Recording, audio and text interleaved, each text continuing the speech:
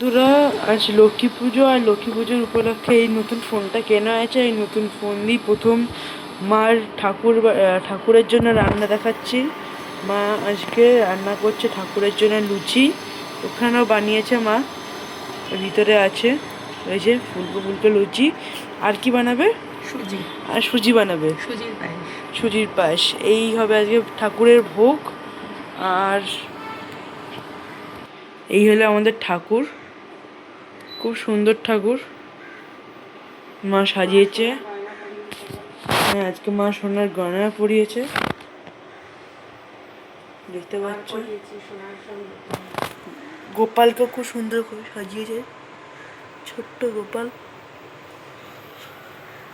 মা লক্ষ্মী হাসছে দুজনে। আর মা যে মিষ্টি দিয়েছে, 5 রকমের মিষ্টি, ফল প্রসাদ, মিষ্টি দই, জল খাবার। আর এখানে আলপনা দিয়েছে, বাইরেও আলপনা দিয়েছে, দেখাচ্ছি। মা এই যে বাইরে আলপনা দিয়েছে।